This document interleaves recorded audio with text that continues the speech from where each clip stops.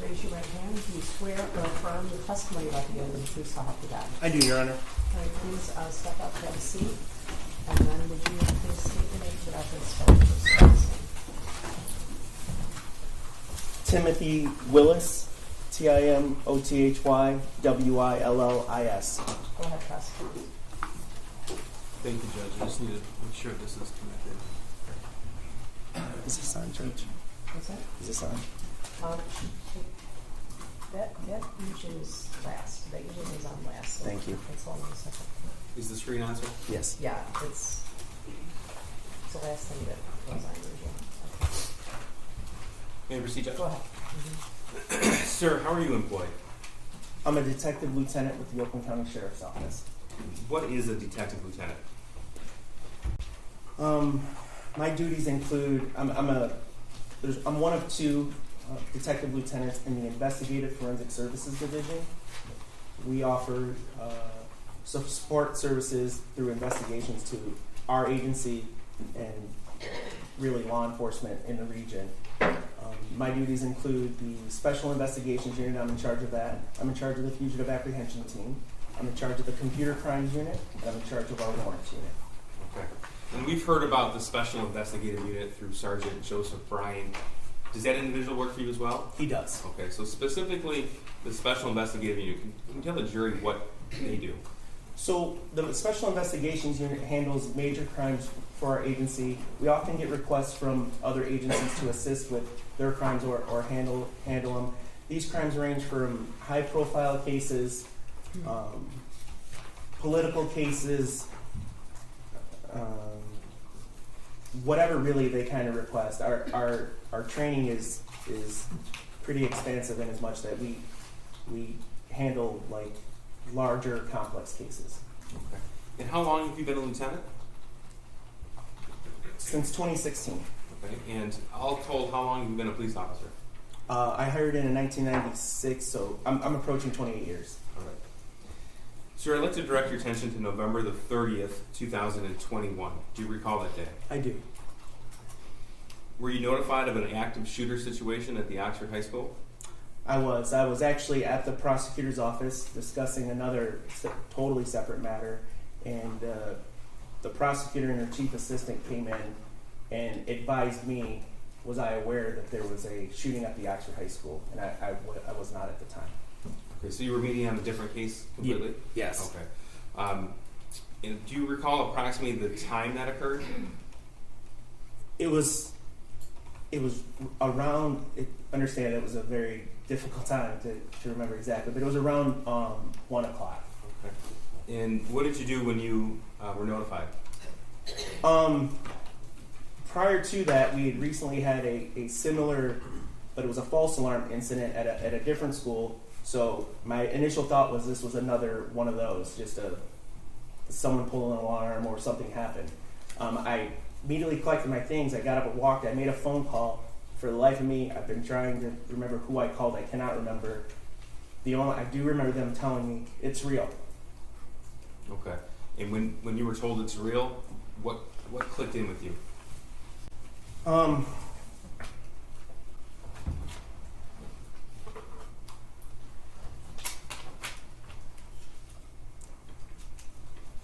I went downstairs.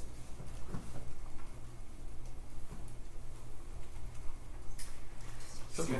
Excuse me. Take your time.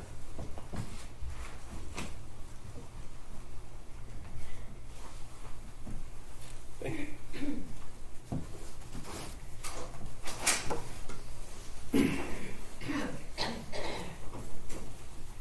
I went downstairs and immediately got in my car and went lights and sirens to the scene. Okay. When you say lights and sirens, what does that mean? My vehicle is an undercover vehicle for all intents and purposes, but it is equipped with lights and sirens to respond to different things. So, police term, we call it coding. It's just like when you see cops racing to the scenes. It was very similar to that, except my car is an undercover type vehicle. Do you recall how long it took you to get there? It was somewhere within 20 minutes, I believe it was. Okay. Do you remember the drive at all? I remember portions of the drive to the scene. If you're familiar with the area, M24, Lapeer Road is the major route that we took to get there. It's the major road to get there, and it was completely lights, sirens, cars, just flooding northbound on Lapeer Road, and it was chaos. So I'm going to show you what's already been admitted as equals 5. This is a map of the Oxford High School. Can you see that on your screen? I can, sir. Okay. Can you tell me what you observed when you first arrived at the school?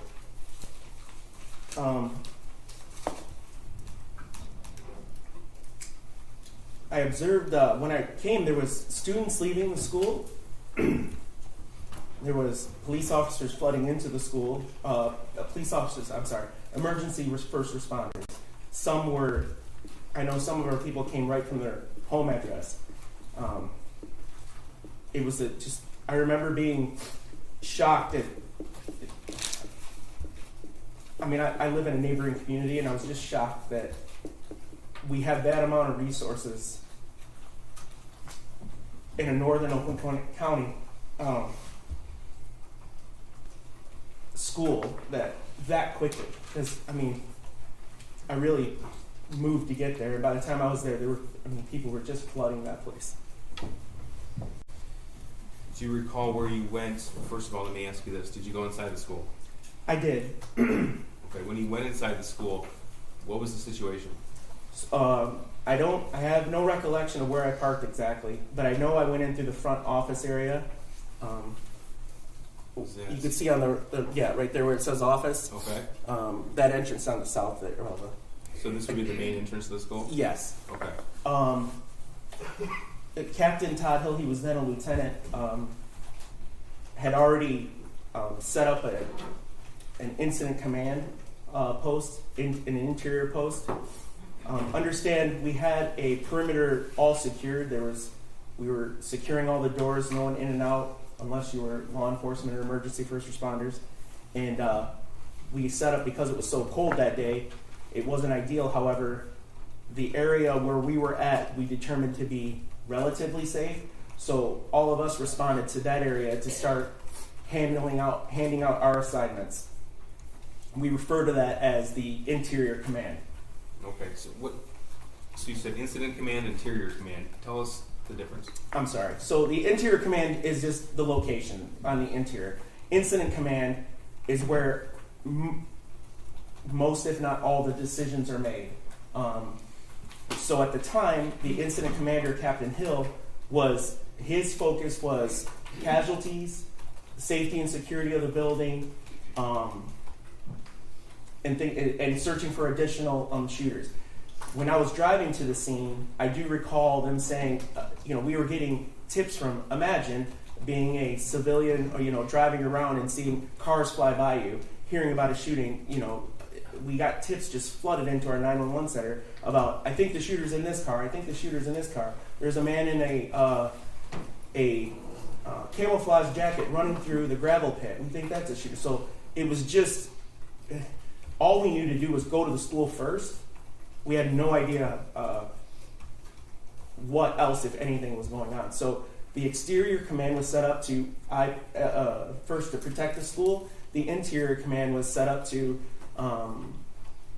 handle the issues going on within the school that, for lack of a better term, were most known at that point. Okay, so you were a lieutenant at the time? I was. Okay. And at the time, you were also in charge of the Special Investigative Unit? Yes, sir. Okay. You said Lieutenant, now Captain Hill was focused on the active scene, so yes, sir. Clearing and casualties, things like that? Okay, what was your focus then? So immediately upon entering the thing, I had a brief conversation with Captain Hill, advised that I would be handling the investigative portion of this, and we started then devising a plan, the best way that I could participate in the active investigation while the other stuff was going on. There was so many tips, if you will, social media tips coming in, about this, that, and the other that, you know, a lot of them certainly proved not to be true, but they had to be vetted.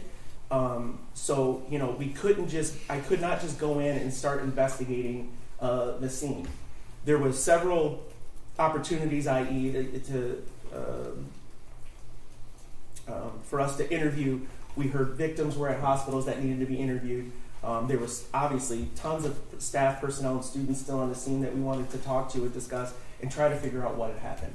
Okay, so would it be fair to say that it was your responsibility to coordinate this investigative effort? Yes, sir. So my job, that's exactly what my job is. My job is to direct those resources to the follow-up investigation. Would it be fair to say that you are the officer in charge of this case? Yes, that's fair to say. Tell the jury, please, what does it mean to be an officer in charge? So, as I stated earlier, I direct the investigation, meaning identify and attempt to interview or have my team attempt to interview victims, witnesses.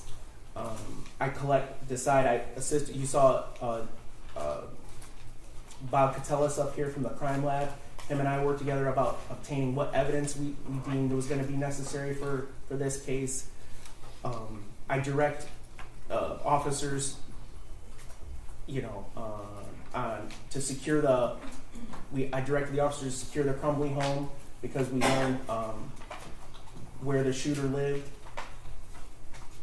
At the end of that, I comprised the information, and then I turned it over to the prosecutor's office, and then we discuss charging decisions. Okay. And that's what an officer in charge does in every investigation. That's right. This investigation was not unique to that. We do them with all of ours. Okay. Now, it's fair to say that there was a massive amount of evidence uncovered in this case. Yes. Imagine we estimated approximately 1,700 people in the school that day. They weren't using their lockers. It was backpacks, cell phones, you know, just dropped in. Obviously, you know, they were worried about their safety. So we just had a lot of evidence within the school, not counting, you know, evidence at different hospitals from victims, the shooter's home, things of that nature. Okay. Judge, may I approach the witness? Sure. This is Exhibit 1. We have stipulation. Yes. Your Honor, we would stipulate to exhibits 1 through 4. 1 through 4. 1 through 4, thank you. 1 through 4 admitted. Sir, I'll just give you all these right here. Okay. One is on top. Yep. Can you tell me, please, what I've just handed you? These are the autopsy protocols for the 4 deceased victims.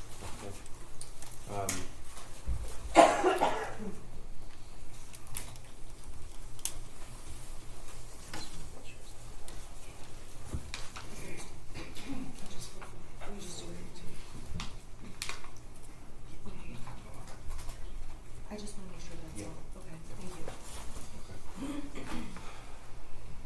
Sir, tell us, you've reviewed the autopsy protocol in this case? Yes, sir. Do you know the identities of the victims who were murdered on November the 30th? I do. Okay. I'm going to show you what's been admitted or stipulated to as Exhibit 418. Who is that? That's Hannah St. Juliana, Okay. And how old was she when she was killed? 14. And sir, can you tell us, please, how she was killed? The official cause and manner of death from the autopsy protocol is multiple gunshot wounds, homicide. She was shot in her upper torso, her abdomen, her thighs.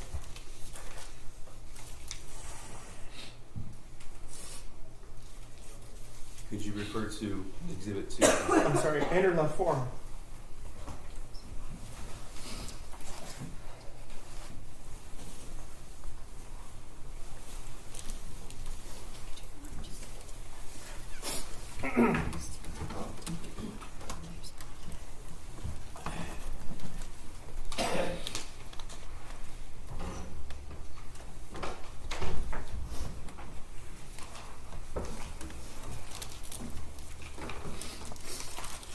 I'm sorry. You don't need to apologize. Referring to Exhibit 2 now. Lieutenant, can you tell me if you need, did I promote or did promote you, Lieutenant? Can you tell me if you need a break? Yes. Yeah. I'm sorry. Okay, just let me know, okay. Yep, thank you. Now, this is People's 419 on the screen. I'm also referring to, this has been stipulated to, also referring to Exhibit 2, autopsy protocol for Madison Baldwin. Sir, how old was she when she was killed on November the 30th? 17 years old. And how did she die? Again, cause and manner of death was gunshot wound to the head. Manner of death was homicide. It was a close contact shot, meaning the firearm was either on or near the victim's head when the trigger was pulled. Referring now to Exhibit 3. That's an autopsy protocol for Justin Schilling, is that right? I think I have 10 years through. Justin Schilling's 4. Thank you, St. Mir. And how old was he when he was killed? Tate Mir was 16 years old. This is Exhibit 420. It's been stipulated to. Tell us, please, how Tate was killed. Again, the cause and manner of death from the autopsy protocol was gunshot wound. Tate had multiple gunshot wounds. Manner of death was homicide. Tate was shot in the back of the head at a further distance. Now, Exhibit 4, sir. And that's the autopsy protocol for Justin Schilling. Yes. I'm showing you what's been stipulated to for admission is People's Exhibit 421. Sir, is that Justin Schilling? It is How old was he when he was killed? 17 years old. Tell the jury, please, how he died. Justin Schilling, you'll see, you'll observe, but he was cause and manner of death from the autopsy protocol was gunshot wound to the head, homicide. He was also shot at close contact to the back of the head. Sir, were others wounded and suffered gunshot wounds as well inside the school? Yes, Do you know their names? I do. Can you tell us who they are, please? There's Phoebe Arthur, Elijah Mueller, Kylie Osage, Riley Franz, John Asciutto, Aiden Watson, and Molly Darnell, who testified earlier. Thank you, sir. Sir, tell us what happened when you assumed, may I approach? Sure. I'll take those things, sir. Thank you. Tell us what happened after you assumed the lead of the investigation. So where were you when this happened, and tell us the first thing that you did. So the first thing I did was collect myself because I was pretty overwhelmed, and then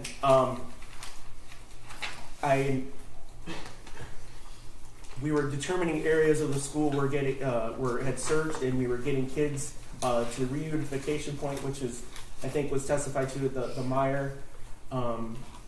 As that was happening, I made an announcement that I was handling the investigation to the 100+ emergency first responders that were in that office area that we saw earlier.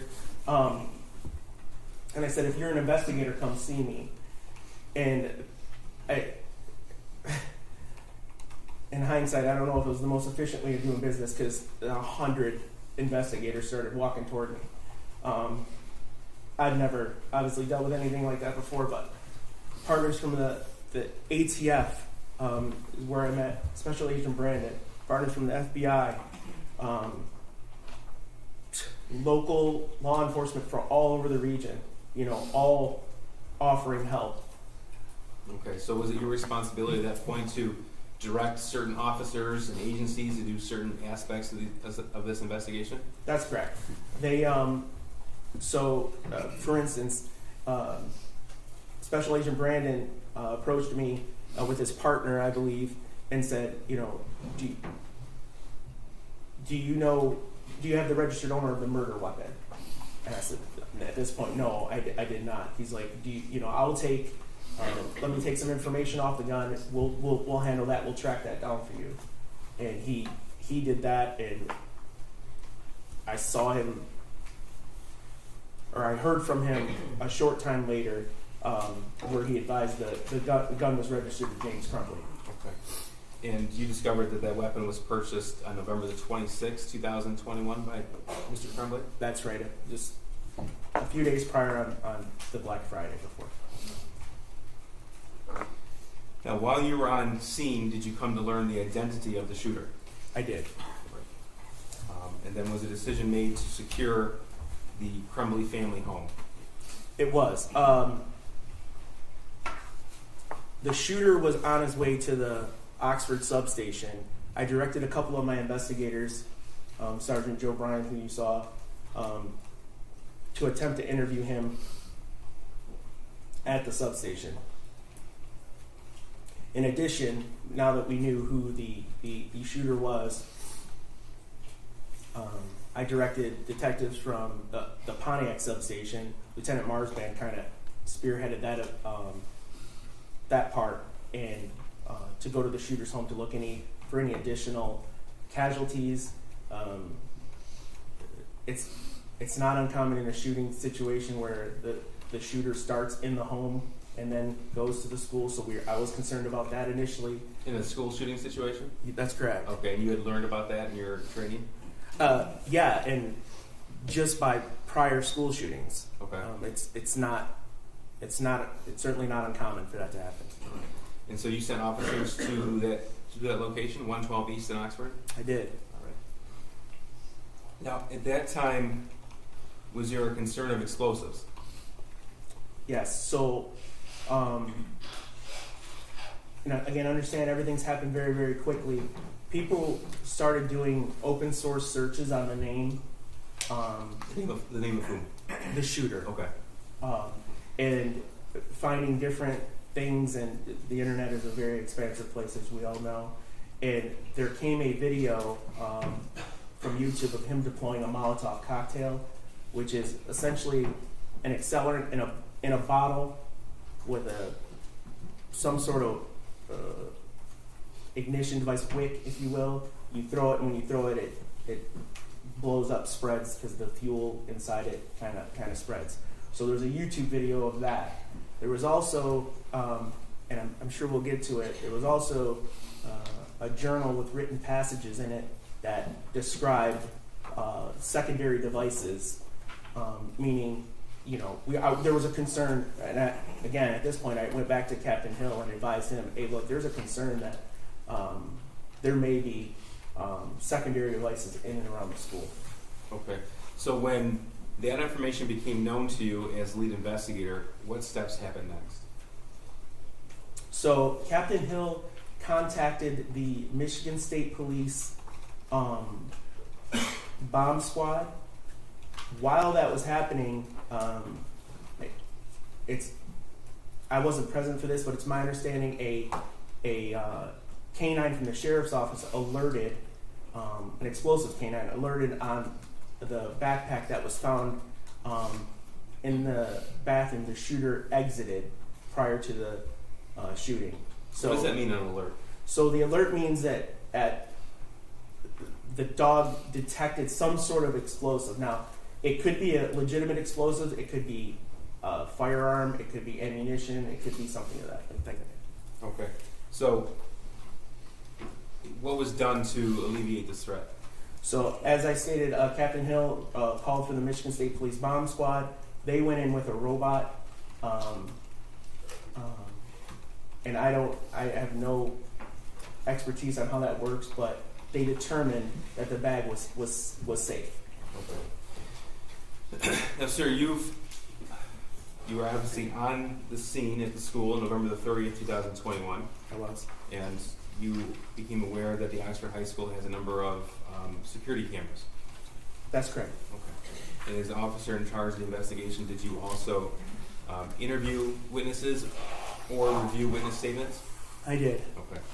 As a result of that, did you learn the path the shooter took on Oxford?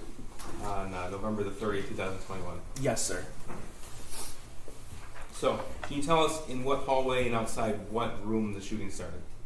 Yeah, from the map earlier, you saw the highlighted area. That's all commonly referred to in Oxford as the 200 hallway. There's a short hallway and then a longer hallway. The shooter exited the bathroom adjacent to room 258, and that's when the shooting began. And I'm going to show you what's already been admitted as People's 12. What are we looking at here? So this is the backpack that the shooter was carried into the bathroom. That was examined for explosives that we found on the scene.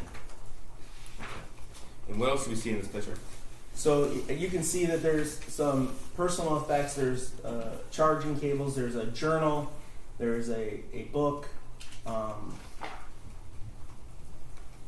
When we reference journal, this is what we're talking about? That's correct. Okay.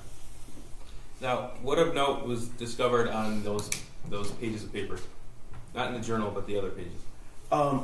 Yeah, so there was over 90 loose leaf papers you can see right there. They're different assignments or whatever. And can't hold me to it. Over 50 had drawings of firearms on them. Now, sir, did you have the opportunity to review that handwritten journal that's depicted in People's 12? Yes, sir, I did. Okay. Describe what that journal is. So the contents, sir, or describe the journal? Both. So the journal was a hardbound leather type journal. Should be in there. You might be able to cut it open more. It was there was approximately 22 pages of written information in the journal. It appears from some of the dates that it was written from the back cover to the front. The earlier dates seem to be on the back side, if that makes sense to you. Like I said, it was about 22 pages total in length. Judge, I'm going to mark this for demonstrative purposes only as exhibits, so the record's clear. I believe that's 428, again, for demonstrative purposes. I'm sorry, may I please take a look at it? Yes. Is that just the It's just whole thing? the hard copy journal. Okay, thank you. Yeah. Thank you.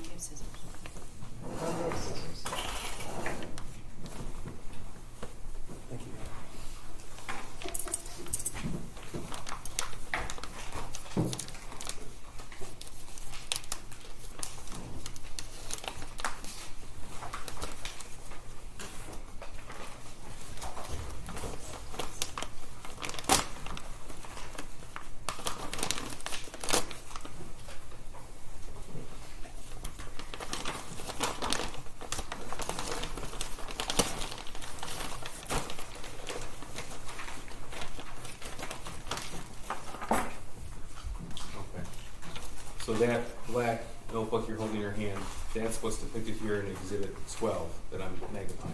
That's correct. Okay. Now these papers that we just talked about, where you said over 50 with different pictures of weapons, there's no evidence that was ever turned into the school, is that correct? Yes, I have no evidence of that. Okay. And you've had the opportunity to read the entire journal? I have Okay. Out of that notebook, how many pieces of paper have actual writing? 22. And does one of those 22 pages include just a drawing and a quote from a book? Yes. Okay. Now, out of the remaining 21, how many reference the school shooting? Every single one. So there are some that have been admitted, some portions of that. I'm going to go through those with you. Just so you're aware, we've numbered them to keep them straight for you as well as the jury. Number 1 is the drawing, page number 1. Page 22 would be the back cover of that journal. Is that clear? Yes. Okay, and the back cover of the journal has actual writing on it as well.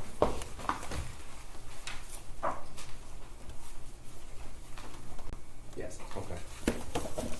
I'm sorry, are you looking at exhibits 401? Yes. 401. Okay, are you gonna go through, Only the ones that have been admitted. I understand, 401. They're all 401. Oh, they're all 401, I Correct. see, thank you. Correct. You said individually, so I got confused. Okay.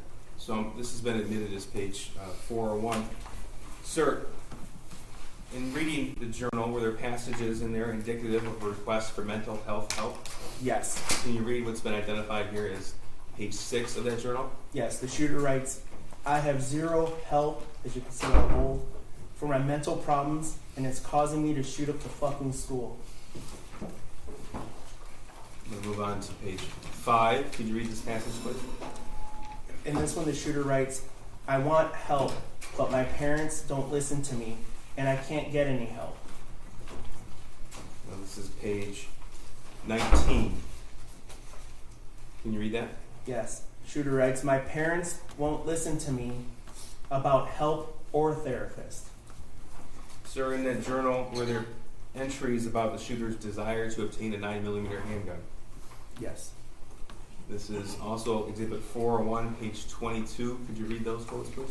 Yes, the shooter writes, I want to shoot up the fucking school so badly.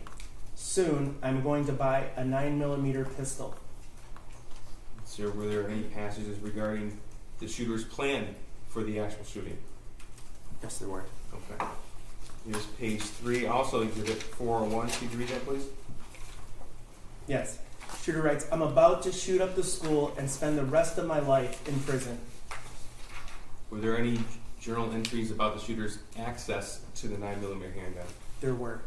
This is also Exhibit 401, also page 3. Could you read that, please? Yes, sir. The shooter writes, first off, I got my gun. It's a SP 2022 Sig Sauer 9mm.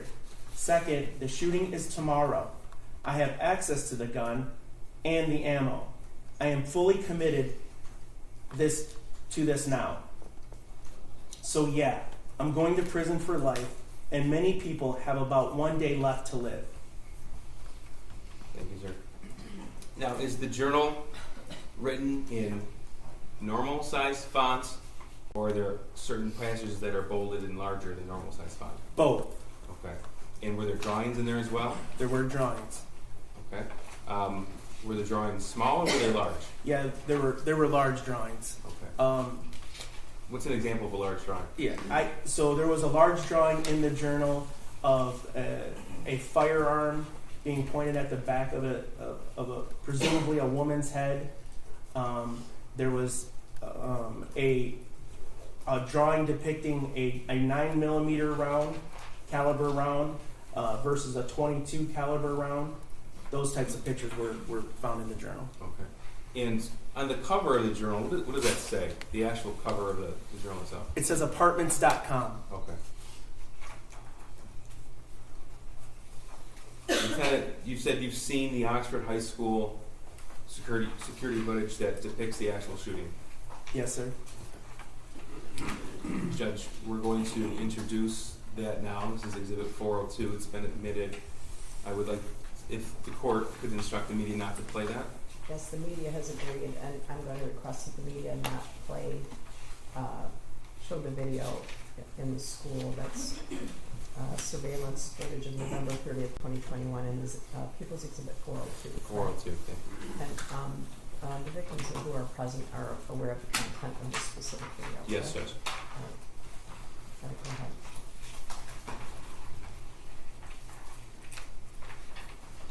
Before we get started, tell us please what this view depicts, what hallway? Okay, so if you can recall back to the highlighted areas of the school map, this is that short hallway. The shorter portion of the long, it's all of the 200 hallway, but it's the shorter portion of the entire. Can I stop you for a second? Are you okay if the audio is on still? There's no audio. Well, is audio? but there's streaming in the courtroom, and there might be audio from the news camera, so I just want to make sure that there's no objection. That's fine. There's no audio of the video as well. Okay, right, okay. Okay, so this is the short portion of the 200 hallway? Yes, and the bathroom that you see right there by the drinking fountains is the one that, correct. That's where the shooter will go into and then emerge from and begin his shooting. And that's where that backpack was found? Yes, sir. Okay, so this doorway here would be the doorway to classroom 258. That is 258 there, yes. Okay.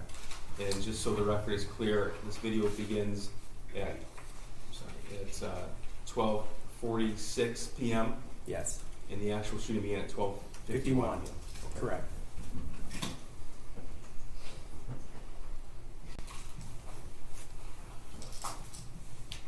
I'm going to play right now. Again, this is 12:46. Tell me if and when you see the shooter walking down the hallway. Okay.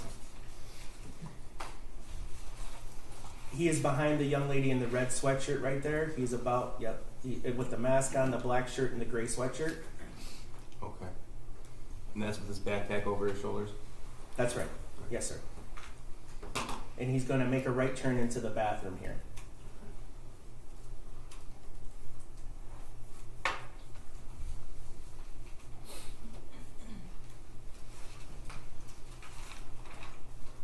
So we have a split screen at this point, and that's That's just a depicts- camera angle from the other hall, or from the same hall facing the other way. Okay. Okay.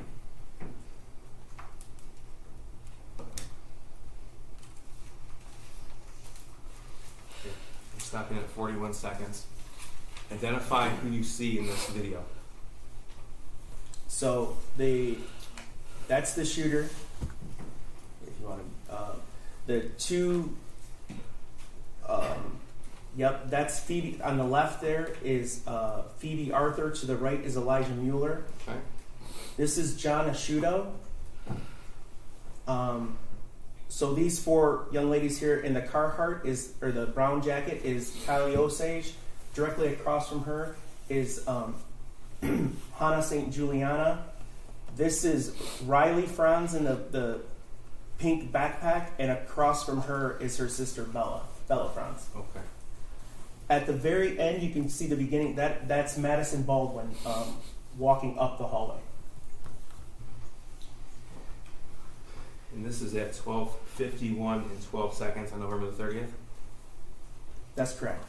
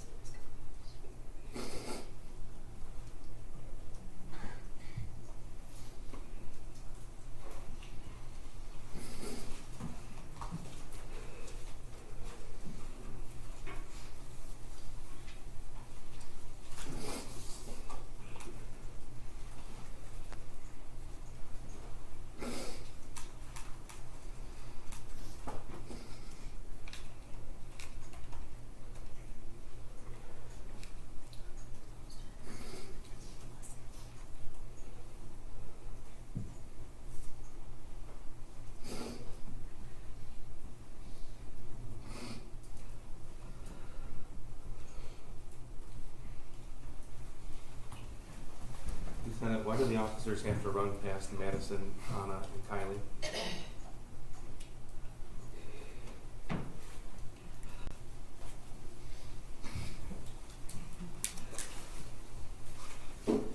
In our training for active shooters, we were trained to respond, drive up right to the door if you have to, and go in, search for stimulus, meaning sounds, gunshots, or whatever. Run to that and eliminate the shooter. Stop them, whatever, however you can.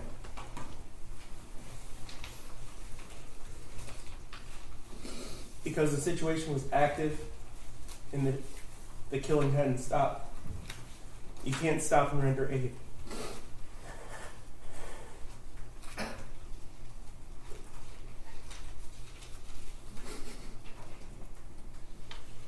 I know. Your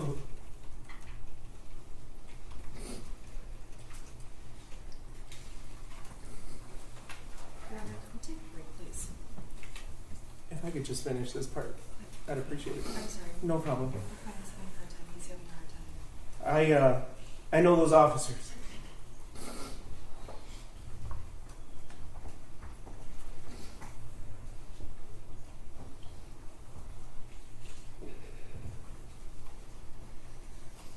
And that is the hardest thing they're going to do in their life.